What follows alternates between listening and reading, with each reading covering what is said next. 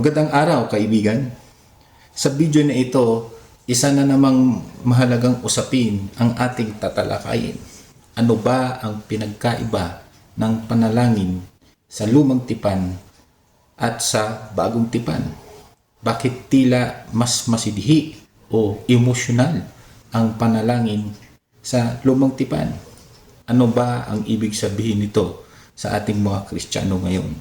At yan ang pag-uusapan natin dito lang sa Usapang Biblia.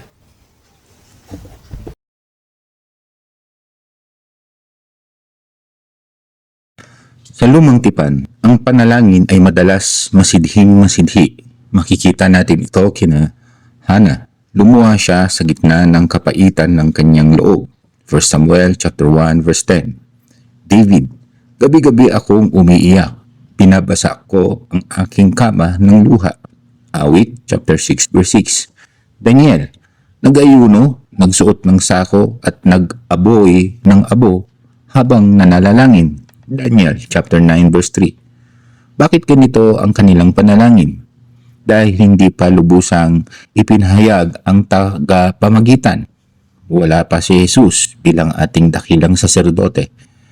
Kaya ang mga tao noon ay dumaraan sa pari, sa templo at sa sistema ng hain upang maiparating ang kanilang mga dalangin sa Diyos.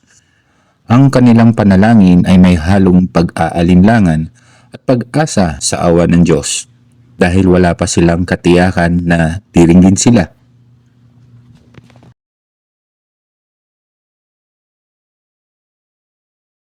Pero sa bagong tipan, may malaki tayong pagbabago. Meron na tayong tagapamagitan, si Jesucristo.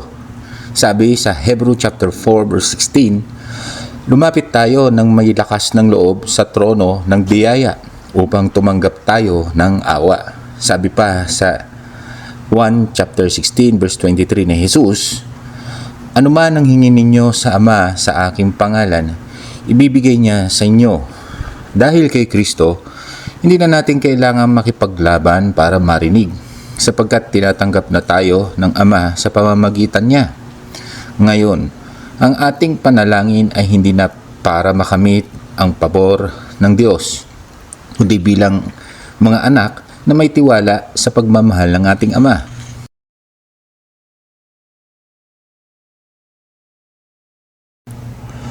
Ngunit huwag nating akalain na ang panalangin sa bagong tipan ay palaging tahimik o mahina lang. Si Jesus mismo sa Gethsemane ay nanalangin ng may matinding pighati, nagpawis ng dugo ang sabi roon. Lucas chapter 22 verse 44. Si Pablo ay nalungkot para sa Israel, malalim ang aking dalamhati. Roma chapter 9 verse 2. Sabi ni Santiago, malaki ang nagagawa ng masidhing panalangin ng taong matuwid. Santiago chapter 5 verse 16. Kaya ang intensity sa panalangin ay hindi nagaling sa takot na hindi tayo tatanggapin, kundi sa pag-ibig, burden at malasakit para sa iba. Nagustuhan mo ba ang bidyong ito? Mag-subscribe, like, and share para sa mas higit pa na mga video katulad nito. At sama-sama tayong manalangin at pag-aralan ang salita ng Diyos. At dito lang yan sa Usapang Biblia.